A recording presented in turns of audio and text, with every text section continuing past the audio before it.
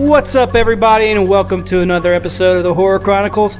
I'm your host, Ryan, and with me, as always, I'm JT. JT is in the house. In his house. And if you haven't noticed by that intro music, today we're kind of a special episode for us, because this is something that is pretty important to us. You know, the movie again, of course. You want to go ahead? I mean, if a schoolgirl. If they don't know by now, by the intro, then they then they should know. Yeah, you should We're be ashamed. We're going to be talking about the movie Halloween from 1978. Yes, the original, and I cannot wait. We're going to be talking in depth about this movie. There's going to be a lot of spoilers. If you have not seen this movie yet, first off, one, you're living under a rock. Shame on you. And two, shame on you. Because this has got to be one of the greatest horror movies. Oh, man. It started an entire craze of slasher flicks. Yeah, I absolutely love this movie, man. I watched it again just today, so I can it gives me an excuse to watch it, but just to get that feel again, and man, yeah. And that's what it is about this movie. It's all feeling. Yes. The whole movie. Because I mean, it's feeling. Yeah, and I mean, feelings. Oh shit. No, but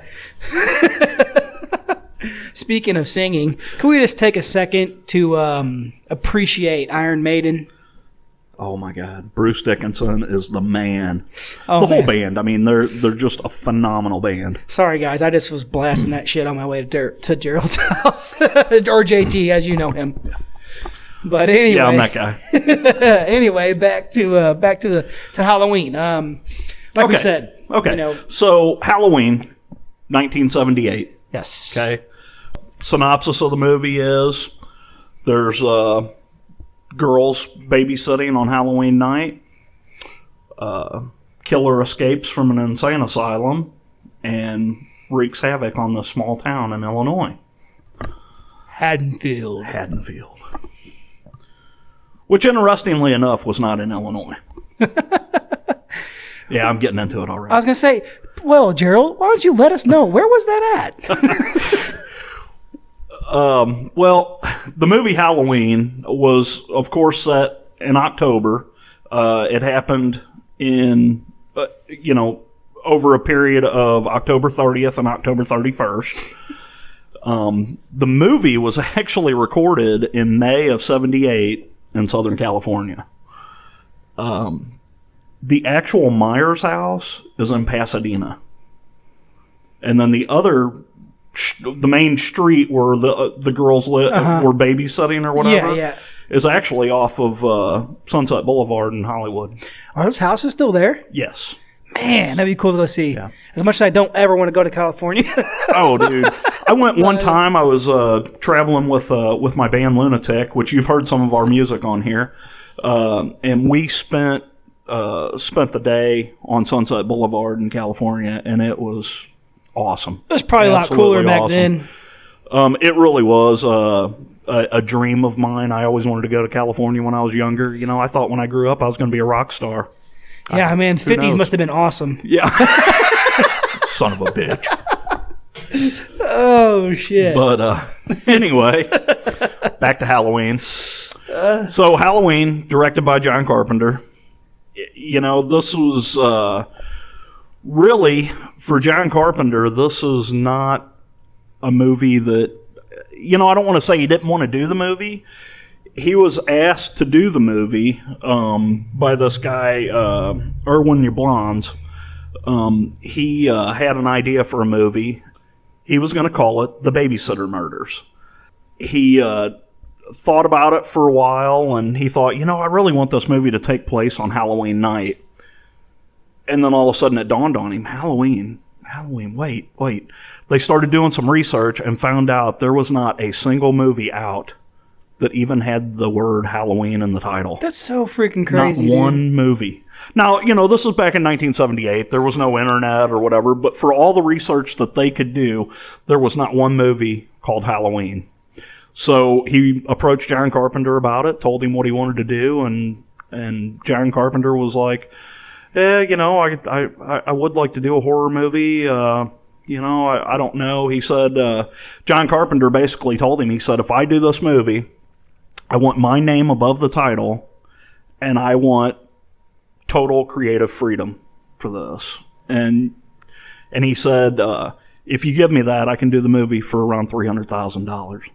And Yablans is like, you can't make a movie for $300,000, but if you can, I'll give you anything you want. Oh, shit. Well, just so you know, they made this movie for $320,000. Holy crap. $320,000, and it just banked at the box office. Say, well, not and still today. So it still does.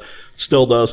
At $320,000, it became one of the most profitable independent films ever made.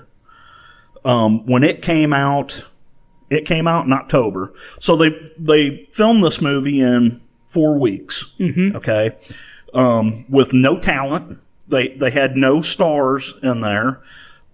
Carpenter wanted somebody. They were looking for some sort of British star to play the part of Sam Loomis, the doctor. His first thought was Peter Cushing. Mm-hmm. Couldn't get him to do it. He went through a list of people, and he settled on Donald Pleasance, which is awesome. Oh yeah, he did a fantastic Nailed job. it. Fantastic. He got lucky job on that. But when this movie came out, it's funny. They spent $300,000 on the movie. Half of that they spent in camera equipment, and Donald Pleasance alone wanted $20,000 for 5 days worth of work. And Dr. Loomis, Donald Pleasance, filmed his entire part for that movie in 5 days. Sweet. See, yeah, and it's kind of funny that you mentioned the whole British thing, because it kind of makes me think about. Did we go into this too fast? Should we have talked about the movie a little more? No, we'll talk about the movie.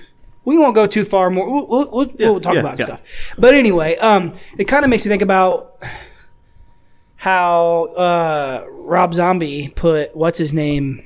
But the guy who played Loomis. Malcolm McDowell. I wonder if he knew that they were looking for a British guy, and he kind of went with. I don't know, possibly. But the way he made the movie, he probably didn't do much research. Yeah, no, I mean, I'm sure he did. Halloween's one of those movies that, they made this movie and thought, it's not going to be that big. It's, we're just doing it because we can, really. And they had no idea that this movie would become a cult classic. Yeah, just like Evil Dead. Yeah. I had no idea what was going to come. They really didn't. They really didn't. Yeah, it's a great movie, man. I tell you, like a cool part that I really like about the movie, is like towards the beginning, whenever Loomis and the nurse are driving to the insane asylum, mm-hmm. and as they pull up with the music playing in the background, it's dark. All you see is the headlights. Like you're actually in the car driving. And you see all of a sudden you start seeing these fucking lunatics walking around in the fucking woods, just walking around, dude. Yeah. I was like, and I love the nurse. She's like, since when do they just let them walk around? And Loomis is like, they don't. Get to the gate. Get to the chopper. Get to the chopper. No, but I love that part, man. That's a super creepy part, and it was like like I said, I just watched this today. I mean, I watch it all the time, but I just watched it today just to refresh myself 100%. And like that part, really, I was like, dude, that's so cool and creepy. Imagine just pulling up down the road. It really is, especially with it raining and just the music they had playing at the time, and it was super creepy. All you see is white gowns. You couldn't really make out faces and stuff. Yeah, it was awesome, man. Yeah, that's one thing that Carpenter really nailed on this movie was atmosphere. The whole movie is atmosphere. Great atmosphere. If you really think about the movie, okay, there are absolutely no special effects in this movie. None whatsoever. And there's hardly any blood. This movie creeps you out simply because of music and atmosphere. And that's exactly what I was thinking that I was going to bring up is like, I was sitting there watching, I'm like, you know what? If you just had the volume off on this movie, it probably wouldn't be that scary. Or even, it's like, almost wouldn't be that good. Yeah. Just be like, it's like the music is a character all its own. Exactly what I was thinking. That's exactly you're in my head on this one. That's exactly what I was thinking. Lunatics are in my head. But I mean, for real, it's the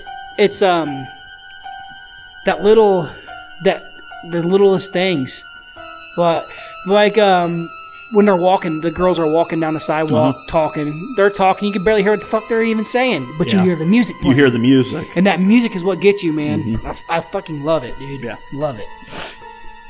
But, I mean, another thing that was pretty cool that I noticed is, too, and there was this part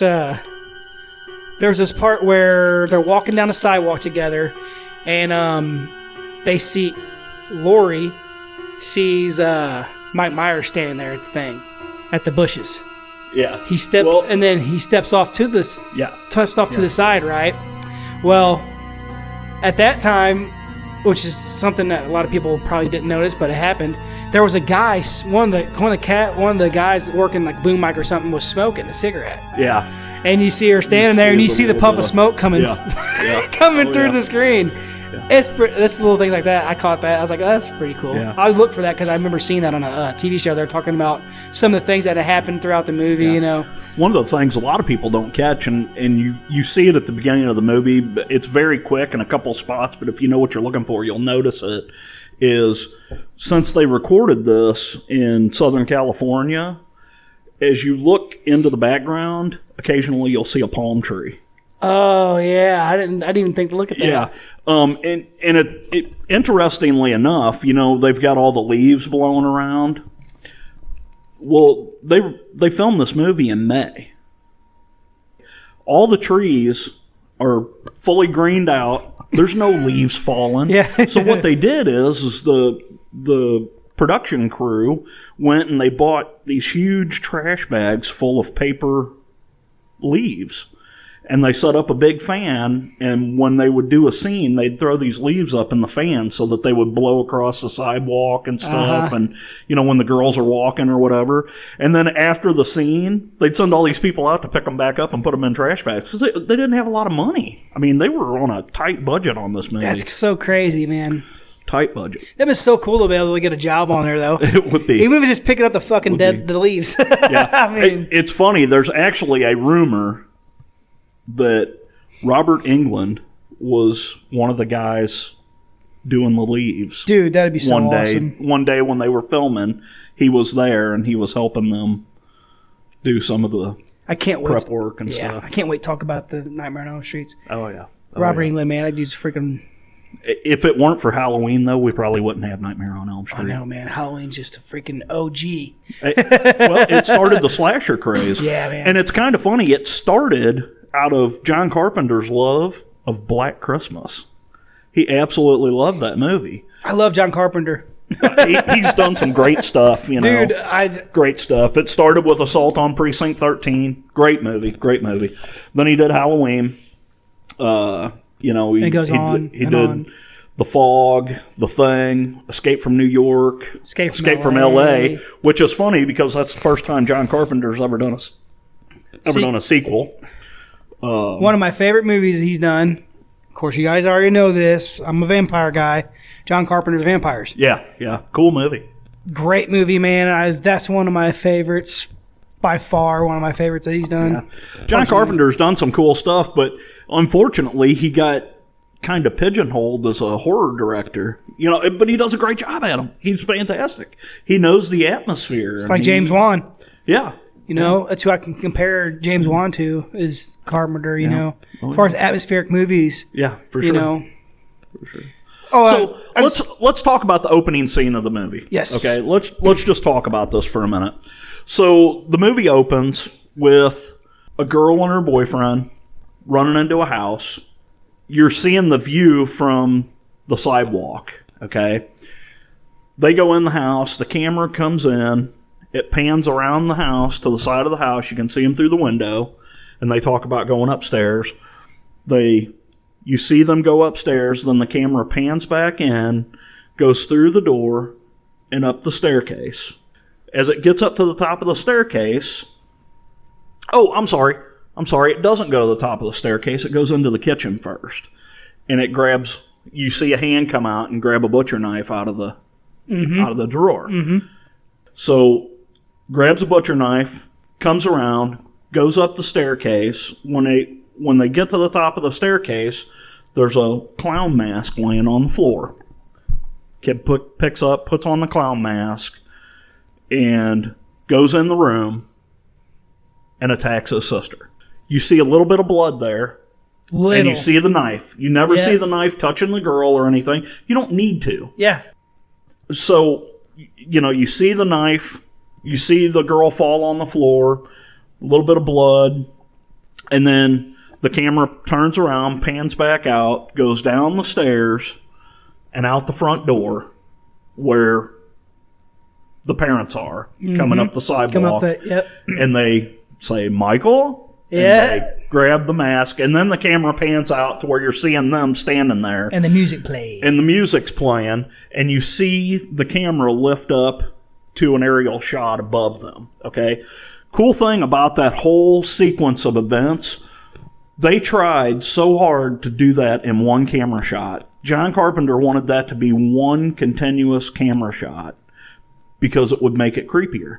Just like you were the killer, walking into the house, killing the sister, and then leaving the house. So what Carpenter was really trying to do was, film this entire sequence in one shot. They couldn't do it, though. The camera that they were using would only record for so long before it would run out of tape.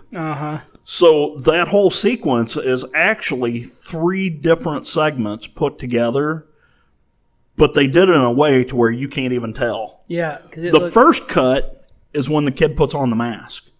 They cut to a different scene, and they start the reel over. And then the second one is as he turns around to come out the door, they cut to another scene there. They had to do it that way because they could not get all the way in the house to the kitchen, get the knife, get up the stairs, get the mask, kill the girl, and then get back out of the house in one continuous take.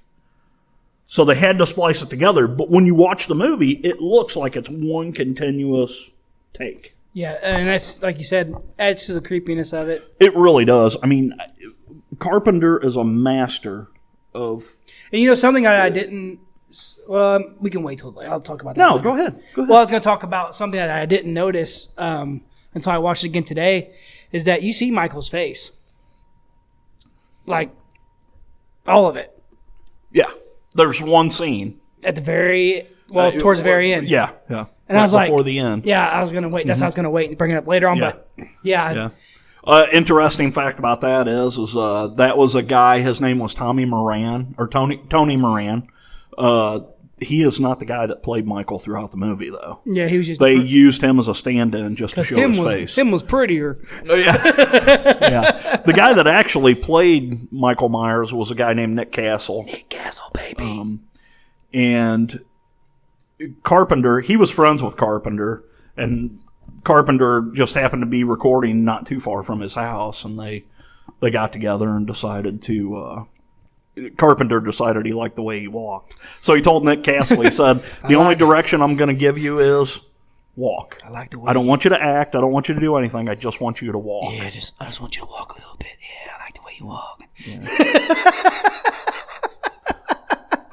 I'm not saying you have to go, but I like to watch you walk away. I don't know if I would appreciate my friend like, hey, I've been watching you walk a little bit. So is this too much? Are we screwing this movie up? Or No, man. It's all good. It's all that inside info that a lot of people don't know, and we're going to tell you about it.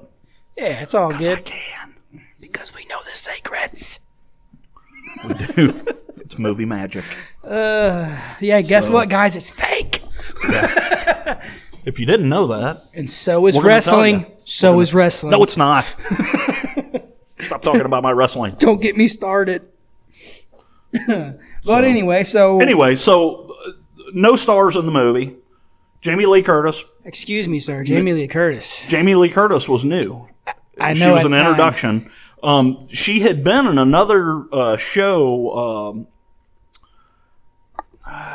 called Petticoat. Oh yeah. Something. It wasn't Petticoat Junction. Maybe it was, but she was.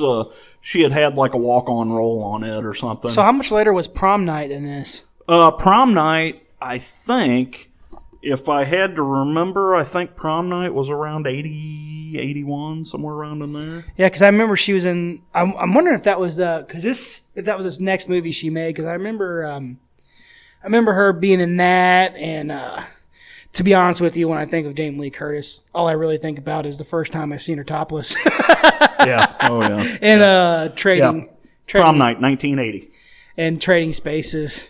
Trading Spaces, great movie. Great movie. I just watched I've only watched probably like a minute and a half of that movie, and that's just because I had it on the same loop over and over again. Yeah, okay. Yeah, I know where you're going with that. I know where I was going with it. Know where you wanted to go with it. Oh my gosh, dude! Even my wife told me that the other day. I was telling her that we were going to be doing Halloween, and she's like, "Man, Jamie Lee Curtis has the nicest rack I've ever seen." Yeah. I was like, "Okay." Okay, if we're going to talk about that, you cannot talk about that without talking about that whole striptease scene during True Lies. Oh yeah. Holy crap! Jamie Lee Curtis. God bless you. No wonder Schwarzenegger dropped the recorder. God bless you. Yeah. She's a beautiful girl. She Anyway, really yeah, that's what I meant to say. No disrespect. She's beautiful. We could talk about Jamie for a long time. But, So how many people know this? Jamie Lee Curtis is the daughter of Tony Curtis. Oh, and I know who her mom was. Psycho. I know. Janet Leigh. Janet Leigh, yeah, okay. And it's funny, in this movie, there's a lot of homages played to Psycho because Carpenter was a huge Hitchcock fan, too. So, it was funny. A lot of the people, the names of these people in the movie were based off of people that Carpenter knew. Yeah. Like, I didn't realize this until here recently, but Michael Myers was named after the guy that did the European distribution for Assault on Precinct 13. It was John Carpenter's weird way of saying thanks for helping me out. That's cool, though. Yeah, it is really cool. That'd be cool. I wish I was a guy who's like, yeah, Mike Myers, yeah, that's named after me. Yeah. Oh, yeah. Yeah. That'd been awesome. But so we got Jamie Lee Curtis as Laurie Strode, Nancy Loomis as Annie Brackett, and the lovely PJ Souls as Linda, and then of course Donald Pleasance as Sam Loomis, and the man Nick Castle as The Shape. The Shape, yeah, awesome character. Oh, and I just found this out, that the reason why Carpenter called him The Shape was from the Salem witch trials, which we just talked about. The judges in the witch trials used to refer to specters and spirits as shapes. And gotcha. That's where Carpenter came up with his idea to name him The Shape. Sweet. A little inside stuff I didn't know. You want some more inside stuff? I don't know. I don't want you to ruin this for me. So Michael Myers, he based the character of Michael Myers off of a 13-year-old boy that he met in an insane institution. Wow. While he was on a school field trip. No kidding. I can't make this shit up. Wow. Was he the same age, I guess? Probably, maybe. I don't know. I don't know. I don't want to know what school's taking their kids to a fucking insane asylum. Yeah. Mental institution is what it was. Oh, they call those colleges now. Yeah. You're right. Some of us call it work. Yeah, that's what you meant to say. Colleges. I got you. I'm on it. So, yeah. Yeah, we're just stepping all over this movie. No, but it's out of love, though. It's out of the utmost respect. I mean, this is one of the greatest movies of my childhood. I still love this movie. It's one of my favorite. It probably is my favorite movie ever. And I know we love the new one. We went and seen it together. But I liked all the other sequels, to be honest with you. I think people... I did, but they took it in a direction that was really weird. They kind of went with the cult and stuff like that. Yeah. But I liked them. I mean, those were a part of every one of them. What was it? Thorn? Is that what it was? Yeah. Everybody, I don't know. I have a friend, and I love him to death. He's my best friend. You have a friend? I have one friend. He's in my head. And he talks to me all the time. But no, I have a lot of friends. Thank you very much. You do. No, but you're such a friendly guy. Yeah, nice. I pet the cats and then snap their... No. Anyway, what I was going to say, I got a friend of mine. He's my best friend. I love the dude to death. But he hates everything. I can't talk to him about movies. Everything I talk to him about... I know those people. The only movie he liked that I've talked to him so far is Deadpool. The first one. He didn't like the second one. Really? I thought the second one was better. That's because he can't... We kind of talked about that, how like he can't get past shit. He can't, like, the whole agenda that the movie has. There's an agenda and everything, of course. So, like... Well, I don't know who this guy is, but I'm sorry we're talking about you. Yeah, I love him. He knows who... He's all right. He knows who he is. He's probably more of a Michael Myers type. And I'm not playing. I love him to death. Psycho killer. And he's my best friend. So, it is what it is. No, yeah. But I mean, what I'm saying is I loved all the sequels. I think people, I don't know. I think what I would like for people to do is to do what I do. And trust me, I have hardcore beliefs on things, but I let it go. I go into it saying, look, I'm just here to be entertained. And just go and watch it and just watch it for what it is. I don't know. I thought you were going to get up and beat that girl's ass that kept turning her cell phone on. Oh my God, dude! I mean, guys, seriously, if you're in a movie theater, turn your damn phone on. And not only that, it's not like it was just some flip phone or something. It was like the biggest damn fucking phone you could think of, with their brightness turned. She's sitting over there with a 17-inch tablet. Yeah, all the way turned up on the brightness, and then like. Just sitting there, perfect, right in my vision. And every 10 seconds, boom, bright lights comes on. I'm trying to watch Halloween, dude. I was getting lit. I was about ready to Mike Myers her ass. Yeah, for sure.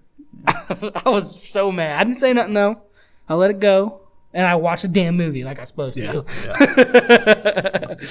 Yeah. But no, that's all I'm saying. I think people would just would have more entertainment and enjoy stuff more if they kind of just let it, Oh yeah. Just let it entertain you. Don't worry about it. Oh, something I do want to talk about in the movie. Whenever Angie is babysitting, right? Annie. God, why did I do that every time? Annie was babysitting, and they got that German Shepherd. Yes. And they got that German Shepherd, and I always thought in my head when I was younger, dude, that dog would like tear Michael up. Because German Shepherds are vicious. Right. Right. And they're trained for that. I'm like, dude, that dog would tear Michael up. He would get at least tore up a little bit before he would. Until I work for a company where I deliver things to people's houses. And I was delivering a package one day to someone's house. And this freaking huge German Shepherd. These people have a German Shepherd. And it's out all the time. It's probably 120 pound, 120 or 130 pound German Shepherd. Okay. Big German Shepherd. That is. And I don't ever get out usually, but this day. What do you do? Just throw the package? No, they usually either come. Oh, they come me, to you. I got you. Or they tell me to put it in a weather bag and just kind of drop it by their sidewalk because they know the dogs. Right. Well, this time there was a little girl who shut the dog in. I'm like, oh, okay. Shut the dog in. She shut the door. So I start walking to the porch to drop the package off. She tries to come outside. Boom, dog busts through the door. Basically what I'm getting at is the dog jumped off the porch and I caught it midair. Yeah. And it bit my arm on one side when I grabbed a hold of its neck. But I slammed the dog and I held it down. So basically what I'm getting at is, okay, it's not that hard. Mike Myers to probably control it. Yeah, Myers probably could have done it. Yeah. Granted, I've had a lot of training on things like that. I'm sure if someone was scared of dogs, it probably would have got to their neck or something. But basically what I'm saying is, for the longest time, I was like, no way, that dog would tear him up. But now I realize, okay. And especially if he's some kind of crazy psycho killer, it'd probably be very easy for him to just take that dog and do whatever to it. He has no remorse. Same thing with Jason whenever he does that to the dog on, what is that? I think part 3 or 4. And he's basically sticks the dog to the freaking... it's they got it's the one with it's the one with Corey Feldman. Oh, part 4? Yes. Yeah, part 4. I was right. Chapter. I was right. Yeah. You remember whenever they had the dog or whatever, and their mom, they leave and the mom's I remember there. them having the dog. The dog's name was Gordon. Yep. I remember. And, well, Jason takes care of that dog. Yeah. So anymore, unless you got like a pack of pit bulls, the serial killer's taking care of business. Yeah. But, Wow, we went way off. Sorry. Way off. I just remember seeing that today when I was watching. I'm like, I seen that when the German Shepherd went outside, and I'm like, Mike could take him. He's a big boy. He's a big boy. Oh. So back to you spoiling the movie for everyone. Back to you pulling a dick move. Man, I can screw up a wet dream. Oh, that's the best. Just do it good. It is. It is. No, I mean, there's just so many iconic scenes in this movie. So we talked about the intro of the movie. Okay, so after the intro of the movie, what comes next? Dr. Loomis and the nurse driving up to... Yeah. Super creepy part. Loved it. Loved that part. Oh, when they're pulling up, they pull up to the insane asylum. He's talking to her about, Michael Myers and why are you transferring him? And he's like, because there's laws. And You mean you actually never want him to get out? Never. Then why are we taking him up to Hardin County if you're just going to walk? Because that is the law. blah, blah. But as they're pulling up, you see creepy as hell, all these crazy people just kind of walking around like cows. Just wandering around. In the middle of nowhere. Since when did they let them wander around? Super freaking creepy. And what does Loomis decide to do? I'm going to get out. You stay here. I mean, I guess he's a doctor, so he's used to being around crazy people, so that makes sense, I guess. But, I would be like, no, we're getting out of here, but, And then, of course, you see Mike. Well, you don't really see him, but you see him jump up on the back of the vehicle. Right. Comes from the backside of it. And, yeah. And then he climbs over and he smashes the window and he pulls the nurse out. And then he takes the ride. He gets in the car and drives away. Yeah, he's magical. He knows how to drive. How the hell did Michael Myers know how to drive? Hey, man. I don't know. Grand Theft Auto. Maybe. No, well, Loomis actually says something. Loomis did say something because he was a little angry about it. He said, what did he say? He's like, well, how do you learn how to drive? What was it? He said, all points bulletin couldn't stop a 5-year-old. Yeah. And he's like, well, how do you learn how to drive? He's like, I don't know, but he sure in the hell did. I watched him. I watched him do it. Yeah, perhaps somebody here gave him lessons. I'm not responsible, Sam. Oh, no. I told him how dangerous he was. You couldn't have. 2 roadblocks and an all-points bulletin wouldn't stop a 5-year-old. Well, he was your patient, Doctor. If precautions weren't strong enough, you should have told somebody. I told everybody. Nobody listened. There's nothing else I can do. You could get back in there and get back on that telephone, tell him exactly who walked out of here last night, and tell him exactly where he's going. Probably going. I'm wasting my time. Sam Haddonfield is 150 miles away from here. Now, for God's sakes, he can't drive a car. He was doing very well last night. Maybe someone around here gave him lessons. Yeah, I mean, Yeah. that's just one of those things. But then again, before, like you said, we don't need all that information. Oh, we did in that movie. I mean, it was, that was Carpenter's vision of this movie is he thought that it would be creepier if you didn't know everything. Yeah, and it was. It left it more Imagination. into your imagination. Yeah. 100%. And it just, gave it that creep factor. Yeah, I mean, like you said, that's the atmosphere of it. Mm-hmm. And For sure. that's what with a lot of things. The less you know, the better. That's like whenever, walking into the woods. You don't know. You don't know what's out there. And then walking into the woods at night, I hunt. I'm always out in the woods anyway. I hike, I hunt, all that shit. But you walk to the woods at night, you don't know what's in there. It could be whatever. It could be a freaking panther, or it could be Bigfoot. Yeah, screw that. I'm not going out there in the dark. If I go out there in the dark, I got a floodlight, freaking headlights, a freaking torch, fucking helicopter flying above me with its spotlight on. But that's the thing. That's what makes it. Oh, that was just that one time in '86. And he was on acid. It's not. This is a story for another time. But no, it's the unknown. And that's exactly what it is. It's the unknown. Not knowing is some of the scariest shit. You jump into a river, or you swim in the ocean. You don't know what the hell is going on. You don't. That's what's freaking creepy about it, man. It is. So I mean, he nailed that. Yeah, he did. He nailed it for sure. Gotta love the way he put all this together. You know, the way he introduced all the characters. You know, because then you see Lori come out of the house, you know, and her dad's like, hey, can you drop this key off at the Myers house? You know? Oh, yeah. And then as she's walking, who comes running up? But Tommy. Uh-huh. You know? Little Tommy. Tommy Doyle. And he talks to her for a while, and when she goes over, you know, he asks her, why are you walking this way? And she said, I got to drop a key off. And he's like, well, where you got to drop a key off? And she says, the Myers house. Place? And he's like, You can't go there. That's the spook house. Yeah, they say scary stuff happens there. Yeah. Oh, yeah. Yep. And it really does. Really does. Yeah, you know. And then that's the first time we really see him in Haddonfield. Yeah.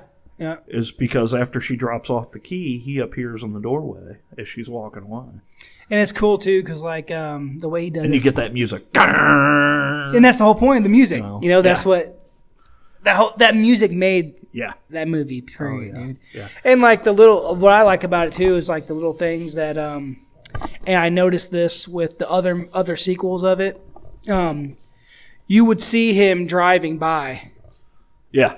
Yeah. You know, like when Donald Pleasance is standing there talking to Brackett, and then like they go somewhere, and then they're standing there in front of the hardware store got broken into, and as he's talking to him, you see him just drive on by. Yeah, right, and it's funny because Loomis is looking to the left, and then he turns his head to look to the right, and you see the car drive right behind him because he's following. He's following the girls. Is what he's doing because the girls just stopped there and was talking to it. Yeah.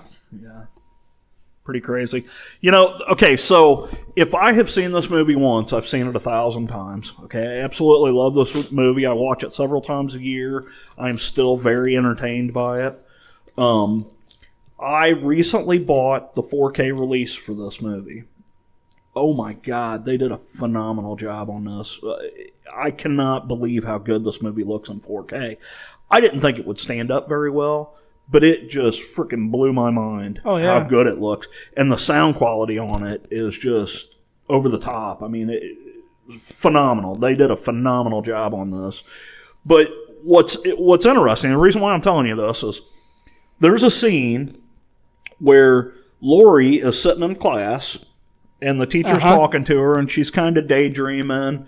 And she looks out the window and she sees the car parked out there.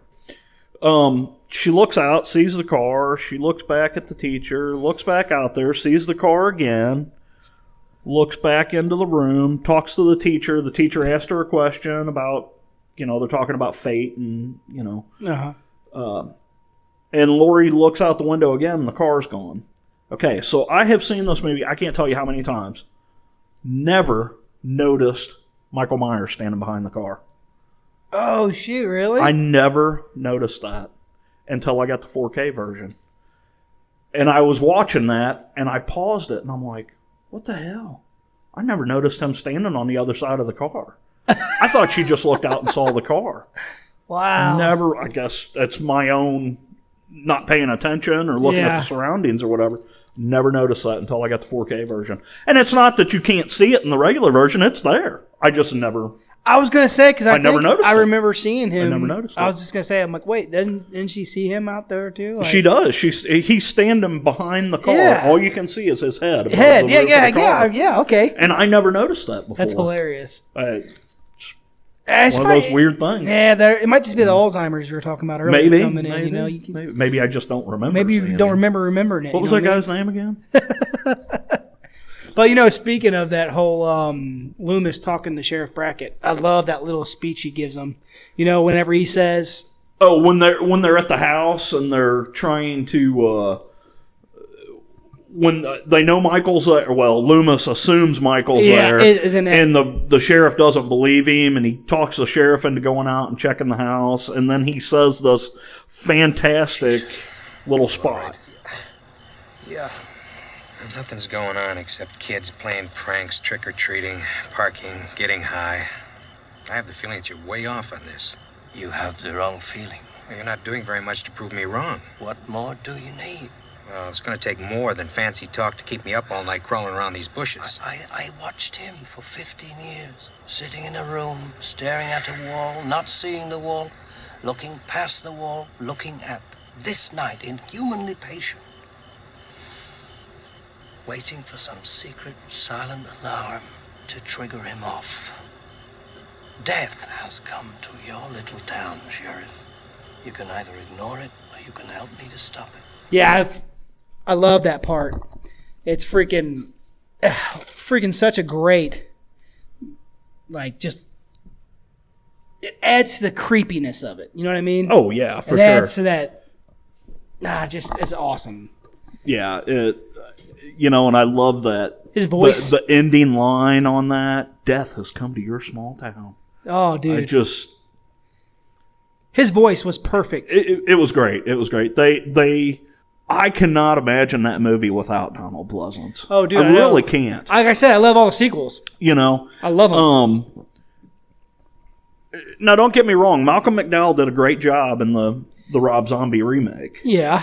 But Loomis had such a presence to him, and so his acting was effortless. It really was. It's like really was. And they talked about that. I watched a thing. It was like a behind the scenes deal, and Carpenter talked about Donald Pleasance and the way he acted, and he said he was so gifted and so talented that he didn't have to try to act. Yeah, he was just. It's like he was that person. He didn't have to. He said there were scenes where he would ask me, I can do this one of two ways. And he said, and Donald Pleasance could do it one of two ways without even saying a word. It was just his facial expressions and the way he moved that you knew exactly, what point he was trying to get across. He was just a fantastic actor. He really was. I love that part. Like I said, I was talking about the sequels, man. I love it because, like, on part 2, when he's like, I shot him 6 times. I shot him 6 times, and he's still moving. I shot him 6 times. What? I shot him 6 times. I shot him in the heart. You can't have gotten very far. Come on. I shot him 6 times. Every time I see him now, every time I see him in any movie, I'll be sitting there at the house. I'll see him in a movie. It doesn't have to be. And I'll automatically start going, I shot him 6 times. I'm always like, what the hell are you talking about? Dude, I think it's funny. I think my favorite scene with him is when the kids are going up and they're going to knock on the Myers house door. And the one kid's like, go on, Lonnie, go up there. And you hear Loomis back in the bushes. He's like, hey, Lonnie, get your ass away from there. I freaking love that part, dude. Because he turns around and he looks at the camera and he's just smiling because he knows that he really fucked these kids. I just love it. Love it. Yeah, dude, he's awesome. He was. And he then, was. And Ian and all the all of the actors and actresses in this movie were great. They really were. Laurie played that part of the vulnerable girl, but she was very smart. And, And you felt like with her, you didn't know if she was going to survive this or not. Yeah. But you knew out of the girls there, if anybody was going to survive it, it was going to be her. Because the other girls were a little more promiscuous. And she says this one time. She said whenever she was getting ready to, her friend needed her to babysit the girl so she can go get her boyfriend, and she says, the Girl Scout comes out again. The old Girl Scout comes through again. Yes, great part. And that's what it, that kind of gives you, she knows she's the go-to girl. Yes. She gets stuff done. Right. Type situation, Which in turn, now me thinking about the new one we just watched. Yeah. How she was in the new movie. Yeah. And I thought it was, which we don't want to talk about that movie here. I guess we won't. Yeah. But anyway, that plays. That's going to come later. Yeah. Just so you know, it was a fantastic movie, though. Yeah, I loved it. I really did too. So yeah, she was like the go-to girl. She was the one that could get stuff done, and she. I thought it was really cool. The way that she acted in the movie, it was like she was really intuitive. Yes. Yeah. Like she was piecing it together before anything. Everybody else was like, oh no, oh Baba, but she was like, no, like when they first seen Michael Myers driving down the road. Hey, isn't that Devon Graham? I don't think so. I think he's cute. Hey, jerk! Speed kills! Right. And she was watching. She was cautious. Yeah, she was very cautious. cautious. She watched the car and watched it drive by and watched it go that way. Right. And she noticed. She was the one that noticed who was driving. Yeah. What did the one girl say that she thought that was Tavon Graham? Was that his name? Something like that. And she's like, no, I don't that's think not so. Yeah, and she was seeing him with the mask on. Yeah. And then she just noticed it. And then later on, whenever she seen him at the bushes, she knew automatically who he was. Well, she didn't know who he was. Well, not who he was. She knew it was the person she saw driving in the car, right? Right. And she's putting all this stuff together. So like she's just super, super intuitive and aware of her surroundings. Yeah. Well, and then you had the other girls. Annie Brackett. She was kind of like the party girl. Yeah. And then Linda, she was a cheerleader and very provocative, and we get to see some of that later on. That's one thing I like about. Never mind, I won't get into it. yeah. That's the one bad thing about horror movies, for my kid's sake, is because my kid loves to watch them. Yeah, and you're sitting there with the remote, and you're like, oh, wait. I can't even let him watch movies. And to be honest with you, I've actually stopped letting him watch any horror movies except for like the Goosebumps and stuff like that, and like he watches like My Haunted House and stuff like that with me, but I don't let him watch any kind of other horror movies. And mainly for myself, I just he still wants to watch them. He still loves them, so he can still keep that love for them. And I want him to appreciate them. Yes, appreciate them, and I also want him to keep that imagination. And I think that if I have to keep telling him that this is a movie, this is fake, this is this, that he's going to lose that. And I just what was it at the beginning of what was it, Last House on the Left, where their promo or tagline or whatever is just keep telling yourself it's only a movie. Yeah. It's only a movie. Yeah. It's only a movie. And see, I don't want to keep telling him. I want him to have that imagination. Because for me, like whenever I was younger, watching Goosebumps, man, really got me. The books really got me. Watching the TV show got me. Yeah. And I think that James Wan ruined it for my kid because he loves Conjuring. He didn't ruin it for me. That guy's put out some awesome He loves movies. The Conjuring. He loves. I mean, I know I went to go put a movie in the other day, and I can't remember what it was. I want to say it was something like Silver Bullet or something, Lost Boys or something. And I was like, "You want to watch this, bud?" Or Jeepers Creepers. He's like, "Dad, that's not even scary." I'm like, well, it's time for you to stop watching these movies. Yeah. So, I just want to be able to keep that imagination. Yeah. So I kind of got him away from him for now. Oh, yeah. I'm going to wean him back up with the stuff I grew up, That way he doesn't get ruined. So you talk about the scene with him, them walking down the sidewalk and him behind the bush, okay? And then as the scene progresses, she bumps into Sheriff Brackett, and he's like, "Oh, Sheriff Brackett, I'm sorry. Everybody's entitled Brackett, to blah blah blah." at least one scare. Yeah, everybody's entitled to at least one scare. He said it's Halloween. Yeah. I guess everybody's entitled to one scare. It's Halloween. I guess everyone's entitled to one good scare, huh? Yes, sir. Nice seeing you, sir. Well, then shortly after that, so she goes home and she's up in her room, and her bedroom window's open. Yep. And she walks over to look out the bedroom window, and she sees down on the ground Michael Myers, or the Shape, standing in between the clotheslines with the sheets on them. Yeah. Very creepy scene. And he's just looking up at the window at her. Yeah. And then the window falls down. Yeah. And she backs up, and then when she looks back out there, he's gone. Yeah. So now she's thinking, am I really even seeing this guy? Is it in my head? Or is it my imagination? What is going on? Yeah, and then the phone rings. Yeah, the phone rings. And Annie's playing a joke on her. Right. Well, she wasn't really playing a joke on her. Yeah, I guess she was eating. She was eating something. Yeah. Yeah. And she didn't say anything whenever Lori first answered the phone. So few Lori times. hung the phone up, and then the phone right rang back. again. Yeah. You know. Yeah. Oh, yeah.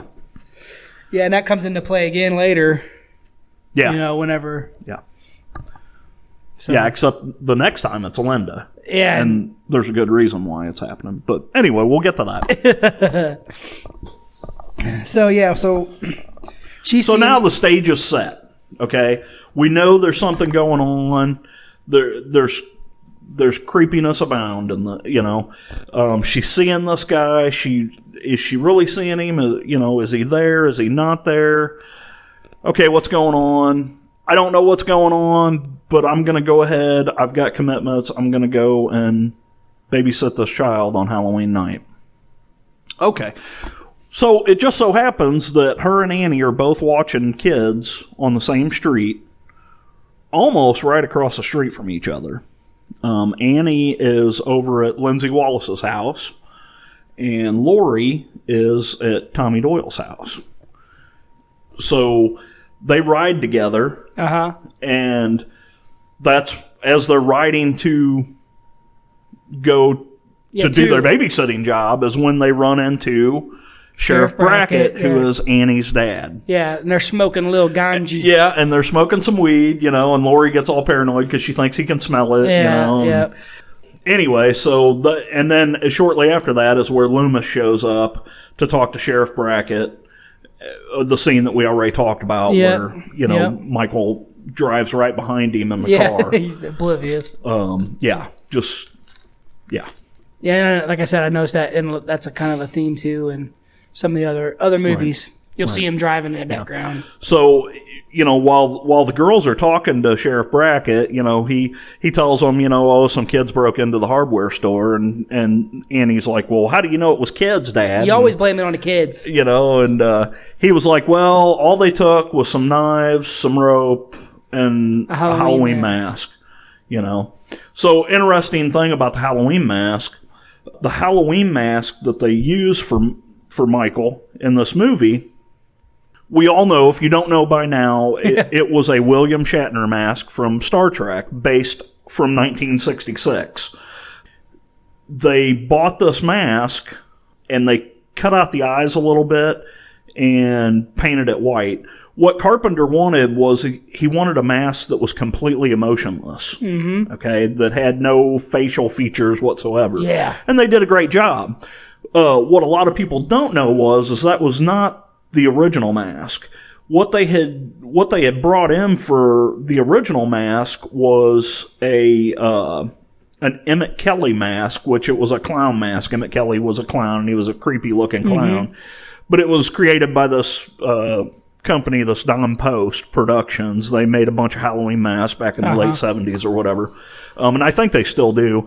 But anyway, they whenever they got it, they decided, I don't know, it's creepy, but I don't know if that's what we want. And then their production manager, which interestingly enough, his name was Tommy Wallace, and he was married to Nancy Loomis, who played Annie Brackett in the movie. He came up with the idea for the William Shatner mask, and he just they had it there. He said, I cut out the eyes and I painted it white and I tore the eyebrows off of it and teased the hair all up, all crazy.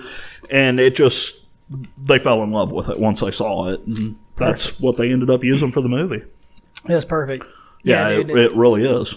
Awesome. Really is. Iconic now. Iconic. Oh yeah, for sure. So now they've met Sheriff Brackett, and then he's met Loomis, and now the girls have gone to their prospective babysitting jobs, and yeah.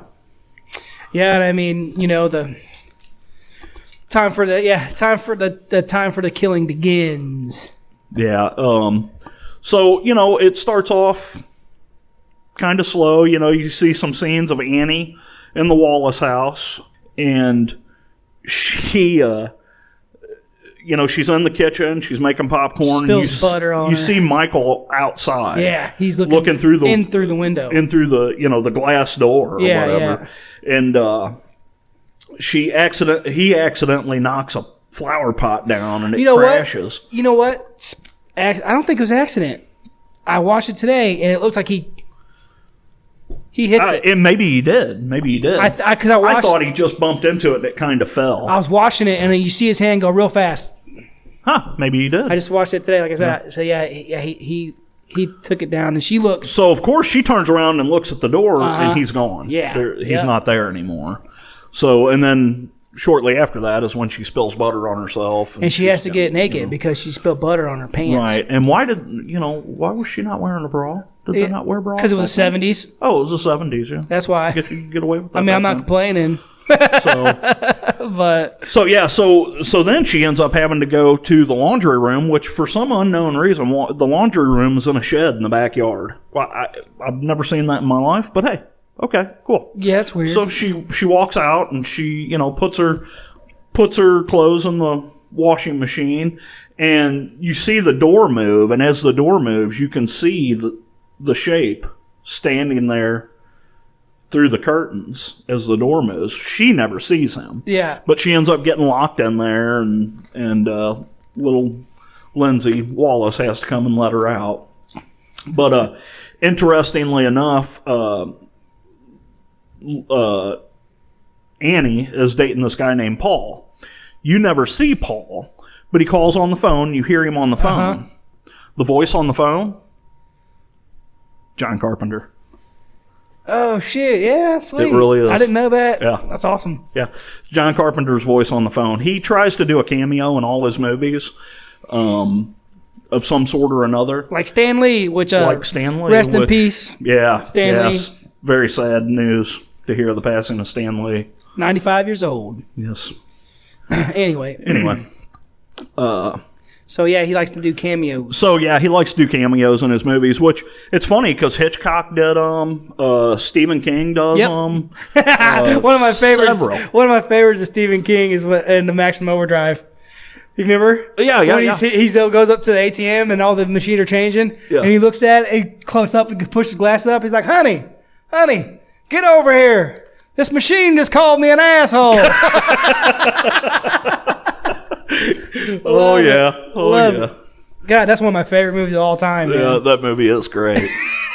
We're going to have to do a review on that, man. 100% we Love are. that movie. 100%. As campy as it is, it's a fun movie to watch. One of my favorites, literally my favorites. And favorites. it's definitely got the best soundtrack. Yeah, it's got Emilio Estevez, dude. I love Emilio Estevez. Yeah. One of my favorite actors. The entire soundtrack of that movie was done by AC/DC. Baby. That van, AC/DC van on the bridge. Yeah. Yeah. Awesome. Yeah. Anyway, back to Halloween. She's doing her Nancy laundry gets locked in the laundry room. Well, she gets stuck in a window. I'm sorry, I said Nancy. Her name's Annie, her real name's Nancy. But Annie gets locked in the laundry room, and Lindsay Wallace has to come let her out. Then they go back in, and she talks to Paul, and Paul talks her into coming and picking him up. Yeah. So then she talks Lindsay into, hey, how about if we go over and you can watch scary movies with Tommy Doyle. Yeah. And she calls Lori and says, hey, I got something I need to do. Oh, no, she didn't call her. They just went over there, didn't they? No, she talked to her. Well, she did talk to her on the phone because she called and told her that she told Ben Tramer. Yeah, the whole Ben Tramer thing, yeah. That she said that she wants to go to the prom with him or whatever, the dance. Right. So anyway, she goes over and talks Lori into watching Lindsay, and if she watches Lindsay, she'll consider talking to Ben Tramer about not going. Yeah. So then Annie goes back to get in her car. The car's locked. Okay, so she goes back in the house. She finds her keys. She goes back out to the car. The car's unlocked. And now all of a sudden the car's unlocked. She gets in the car and notices the window is... She's like, on the window, up, and then you see Mike Myers in the back just pops up. And to this day, I always look in the back seat of my car. Me too. And it's because of that scene. I do it because I'm paranoid. Yeah. I think this movie made me paranoid. I'm ready for whatever. So. But yeah, so then there's our first kill. Really, I mean, Yeah, you know, by strangulation. Not really, but Yeah, because he killed the truck driver guy that whenever Donald Pleasant was talking on the highway. And then he killed his sister at the very beginning of the movie. Yeah. But for the main part of the movie, you know, the first babysitter to die was Annie. Yeah. And, you know, Donald Pleasant was calling someone on what's known as a payphone. I know a lot of people may not know what that is. A payphone is. It's a relic from an ancient time. Yeah, I seen that meme on Facebook all the time of the teenage chick taking a picture of a payphone with her cell phone. Yeah. It's ancient technology. Oh, I know. Shoot. But, I was somewhere not too long ago, and they still had a payphone. Yep, I've seen them all the time. I don't remember where that was. And they always pick them up and just start dialing random numbers just for the hell of it. Yeah, just to see what happens. You know. But anyways, so back to the killing. So, so now Annie is dead, and then Tommy Doyle actually sees Mike carrying her into the. It's funny to me too because he actually sees Mike carrying her into the house. Right. But then, like, he makes a big deal of it for every bit of a minute, and then it's over. then it's over. Yeah, because Lori yells at him. I mean, you just see somebody carrying a dead body, and you're like making a big deal, and then it's like the boogeyman's outside for a minute, and then he's like, okay, whatever, she's dead. Can we carve jack-o'-lanterns? Yeah. I thought that was funny. Yeah. I don't know. Oh yeah, classic. And then now we get to the next kill scene. Well, yeah, and that was Linda and her boyfriend. Oh my God, what was Paul? No, that was Annie's boyfriend. Oh yeah, you're right. My bad. Sorry. Was his name Roger? I think so. I remember him saying. Yeah, I think so. Maybe. Can't believe we don't know this. Yeah, as many times as I've seen this movie, kicked me in the face. And, but anyway, her old man. Yeah. We'll put that. So they get to the house and they end up they're going to be at the Wallace house and she knows that Annie's going to be gone because Lori has called over there. Yeah. Or she called Lori and Lori asked her, hey, I need to put Lindsay to bed, just tell Annie to call me when she gets back or whatever. Yeah. So then they go upstairs and they start messing around. And which, in my opinion, is one of the worst sex scenes I've ever seen. I'm just gonna say it. I enjoyed it. I mean, you can tell like that only one of her legs. I'm a details man. Man. It's funny. It's funny that you say that because it's really not the worst sex scene in this movie, though. True. The worst sex scene is at the very beginning of the movie. So. We talk about the camera going in. It films these two. They get up off the couch. They go upstairs. Now, this is when Michael's a little boy and before he kills his sister. And then as Michael comes through the kitchen, grabs the knife, and starts walking towards the stairs, you see the guy coming down the stairs and he's putting his shirt back on. Like they just got done doing something. If you look at it in the timeline, it was like a minute and a half. Hey, he ain't wasting no time. Yeah, I mean, that's true meaning a minute man. He's a minute man. Or as I call it, one pump chump. Yeah, there you go. There you go. But so anyway, but back to where we were here. So she calls, and then so they're like, okay, Annie's going to be gone for the rest of the night. Yeah. So, boom, she goes up, they go upstairs, and they start doing their thing. Yeah. And they get down, well, the phone keeps ringing, actually. Lori keeps calling. Right. And then he can't do anything. So he can't perform. I can't perform under pressure. Anyway, Amateur. So he takes the phone off the hook. They finish in about another 10 seconds. Yeah. And then they roll over, and she wants a beer. Yeah. So then he goes down to get them both a beer. Yeah. Well, and it was kind of an odd thing about that scene is there's a lit pumpkin sitting on a nightstand. Who the hell has a lit pumpkin inside their house? Fuck, these crazy bastards. I don't know, it was just weird. Weird. But hey, atmospheric though. Yes. And it becomes a good part of the atmosphere whenever. Yeah. Anyway, we'll get to that part whenever. So anyway, Roger, we'll say his name is, because I'm a doofus and can't remember. He goes downstairs and goes to get a beer and he hears something, and so he goes over and he opens one closet and there's nothing in there, and he's like, "Oh, I hear you," and he turns around and he opens the other closet and out pops Michael, and he's got the kitchen knife, and he picks him up against the wall and he shoves the knife through his chest, sternum, into the wall, and like sticks him to the wall like his feet are dangling, not even touching the ground, you know. I guess Michael Myers made the first post. I don't First post?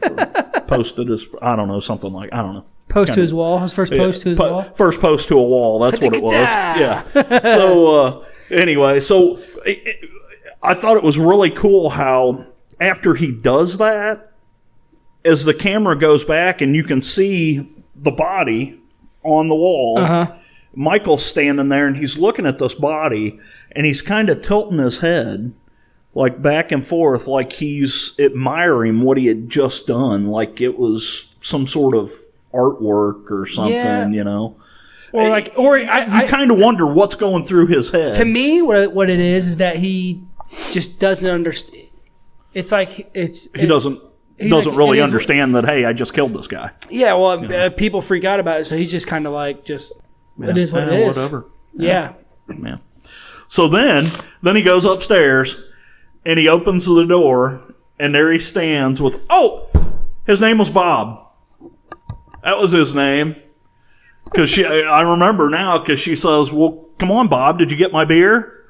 Yeah, and then and he's standing there with the sheet over his head and he's got Bob's glasses on. Yeah, I mean, really? Well, yeah, I don't know why he did that, but hey. I mean, it was funny. Yeah. And it made her take her top down so you can see her stuff again. Yeah. You see anything you like? Yes, I did. But, yeah, I mean, it's just weird to me. It was funny, creepy funny, but I was just like, why the hell would he come up with that idea? Yeah. But anyway. So then she's like, you know, this is ridiculous. I'm calling Lori. And picks up the phone, and, well, you know, Lori answers the phone about the time Michael wraps the phone cord around her neck and starts choking her out. And of course, she sounds like she's freaking having a blast. Yeah. So, you know, of like, course, okay, Lori guys, thinks it's a prank call. Enough is enough. So then, you know, then the scene goes on to Lori. One of my favorite scenes. Yeah. Just her she puts the kids to bed. And now she's going to leave the house. Just her walking across the street is one of my favorite scenes of that entire movie. Yeah. Literally. And I love the music that they played for her in that. You know, just that. Yeah, man. Yeah. And then freaking that part right there, I've talked about it before in another podcast, but that freaking part is just so perfect for an atmosphere. I mean, that whole little part really just made that's my favorite part of the whole fucking movie, man. Yeah. And it's crazy because all she's doing is walking across the street looking. Right. It's awesome. Yeah. Of course, you know, she goes into the house. You know, we'll just run through this pretty quick. She goes in the house and doesn't turn a single light on. Yeah, kind of odd. But she goes upstairs, and the first person she finds is Annie laying on the bed. Yes, that's the part I was talking about. With Judith Myers' headstone. Or tombstone, or whatever, you know, behind her, you know, and the lit pumpkin on the side. On the side. And she's laid out like... a fantastic scene. I mean, just that picture alone just, to me, sums up that whole movie, you know. Yeah, that was awesome. And like you said, with the pumpkin, it just really... Yeah. You know, and then, of course, she finds the other two bodies. Well, she stumbles backwards into the closet. Right. And then the closet door pops open or something, and what's his name? Bob flips down backwards and forwards, and she's screaming. Then she runs into another one and pops open, and it's got Linda all freaking bunched up inside of a freaking shelf. All, you know. And this next part is... Yeah. When she stumbles into the corner and she's in the hallway and she's up against the wall and there's an open door behind her. Pitch black. And it is pitch black back there. And she is there, and it's like as your eyes adjust to the darkness, you you see his face slowly come freaking awesome. into view, and it just the imagery behind that, and why Carpenter would do it that way is just. I love that scene. Yeah, absolutely love that scene. It is so creepy to see him come up, see his face just come into view behind her out of the total darkness as he's sitting there. Yeah, and and then of course he attacks her with the knife. He's the shittiest fucking knife person I've ever seen in my life. He is. I mean, the worst fucking. Yeah. I'm not trying to be an asshole, but I'm sitting there and I watch it, and he's like, I'm behind her. Oh, I stumbled over a pebble. I'm going to hit her in the arm, barely. Yeah. Not even slice. I was like, what the fuck? Yeah, so, and then the chase is on. Yeah. He is after her, and he's going to get her no matter what. So he ends up chasing her out of the house. She falls down the stairs. Well, she falls over the railing. Over the railing, yep. Onto the staircase and falls down the stairs. She runs out through the kitchen. Well, he's got the kitchen door blocked with a rake. Yeah. So she's got to break the glass to get the rake out of there. Barely escapes with her life. He's right behind her as she goes out the door. Could just jump through it, but anyway. So she runs next door and tries to get some people next door to help her. And they turn the light on and they look out their window, but then they just turn the light off. And, yeah. She's screaming the whole time. So then she runs across the street back to Tommy Doyle's house. Yep. And, of course, the kids are sleeping, and she can't find her keys to get back in the house. So finally she gets Tommy woke up, and he gets downstairs to let her in. And he lets her in the door right as Michael is stepping up onto the sidewalk in front of the house. So then she, gets the kids to go back upstairs and lock themselves in a bedroom. And she ends up going and hiding in a closet. And then shit gets really creepy. Yeah. So then Michael shows up and finds her in the closet, and he busts through the door. Yeah. And there she is. She's stuck in this closet as he's coming through the door. Very iconic scene. Mm-hmm. It's his face and top half of his body coming through the top of the door. She's got no weapons on her whatsoever. She ends up stabbing him in the eye with a coat hanger. Yeah. Which we forgot about the scene at the couch. Yeah, because she stabs him in the neck with. She stabs him in the neck with a knitting needle. Oh, knitting needle. That's right. So she stabs him in the eye in the closet. He falls down on the floor. She's got the knife. Well, she gets the knife because he drops it after she stabs him in the eye. She ends up stabbing him with the knife, and then he falls on the floor. She comes out of the closet, steps over his body, and for some unknown reason, I don't know why she does this, but she throws the knife on the floor. Yeah. As she steps over his body. And then so she steps over his body and walks over to the door. She thinks he's dead, Yeah, and sits so she's sitting there at the door, and the camera is focused on her. Yeah. And in the background, and it's kind of blurred out. One of the most iconic scenes You ever. see him sit up, and then the music starts in again. And he makes it all the way up behind her before she even knows that he's still alive, and grabs a hold of her. Like I said, you gotta let that shit go. Yeah. Or you're not gonna be entertained. Oh, yeah. Yeah. Yeah, but that scene, though, that's one of the most iconic scenes there. It is. When he sits up behind her like that. I mean, that's...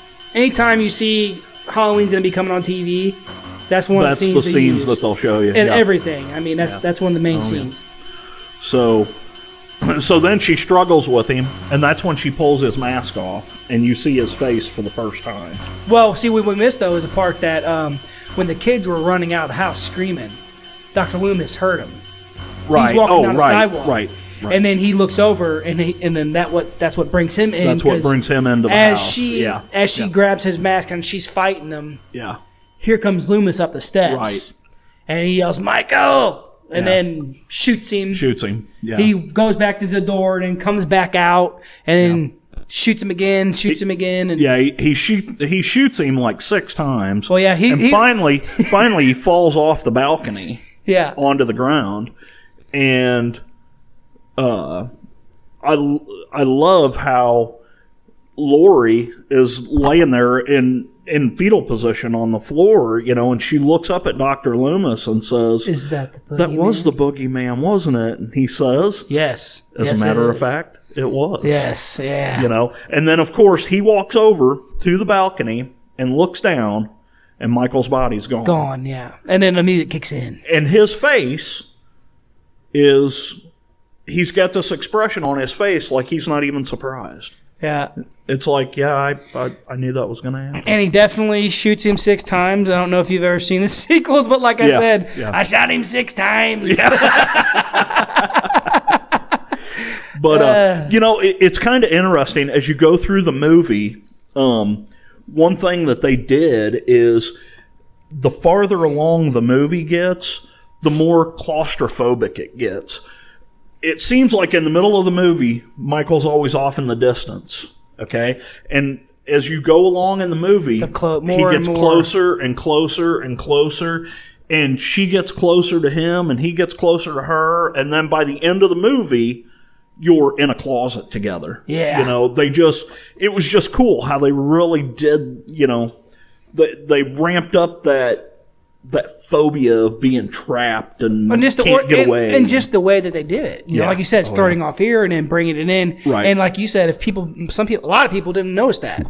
Right, right. That metaphor. Right. It's like a metaphor, Yeah, yeah. But yeah, I mean, like I said, great freaking movie. They had the creep factor to 11 on this movie. Just fantastic. One of the best movies ever done. It is. It's definitely the best slasher movie ever done. And probably one of the most suspenseful movies too. I mean, you're on the edge of your seat. It goes to show you what music can do. Right. Oh yeah. And what atmosphere can do. And what's cool is John Carpenter wrote the music for this movie. Yes. Yep.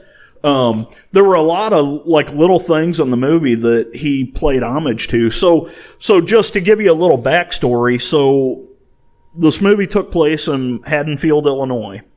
Haddonfield, Illinois is not a real place. It doesn't exist.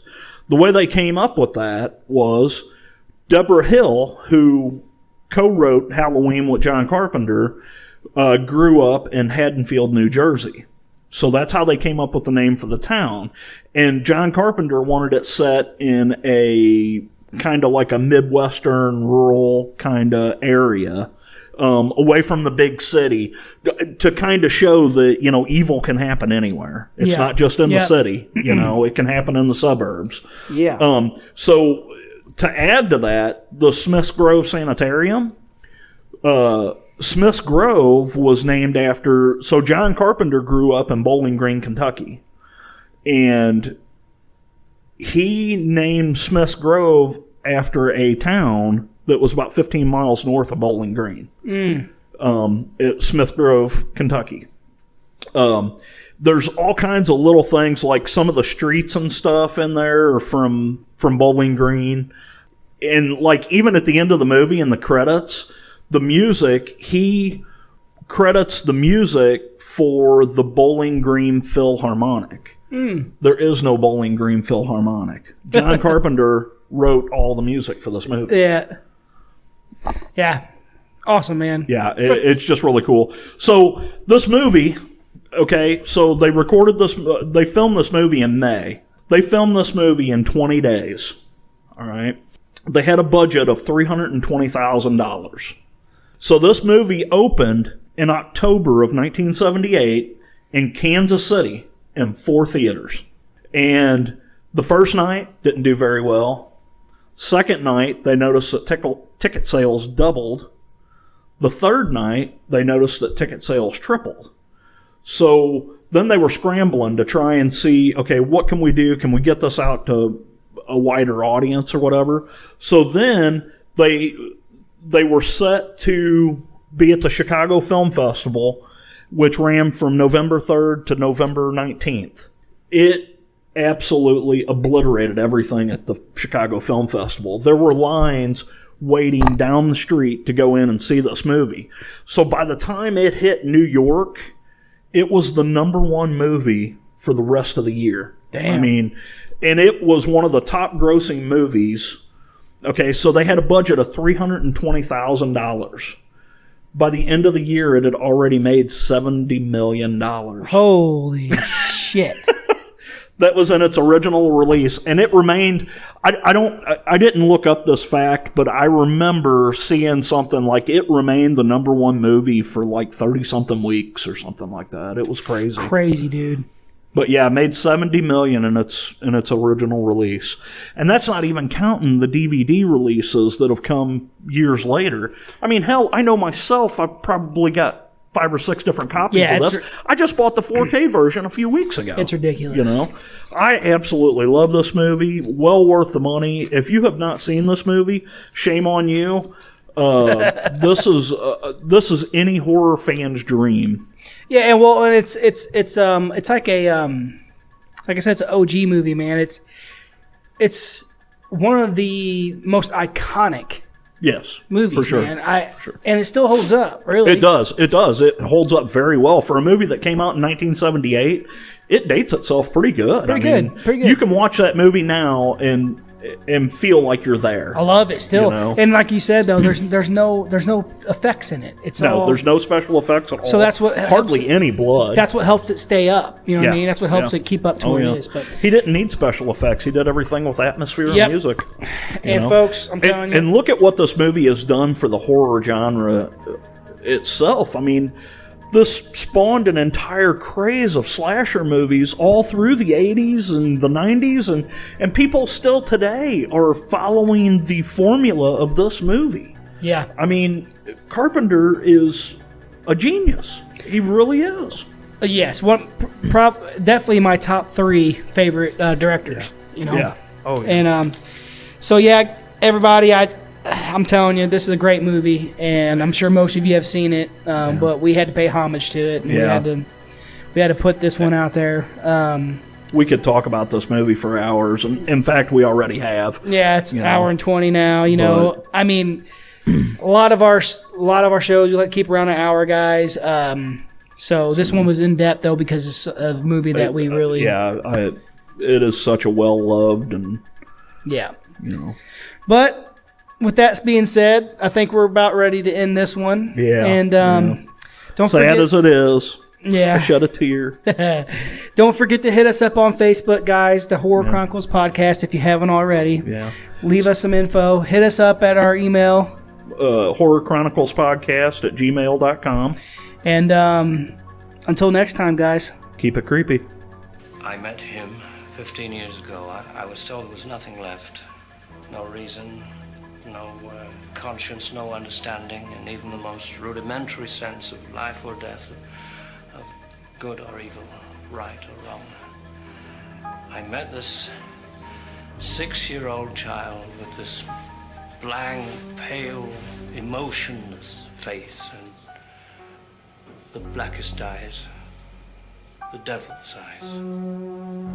I spent 8 years trying to reach him, and then another 7 trying to keep him locked up because I realized that what was living behind that boy's eyes was purely and simply evil.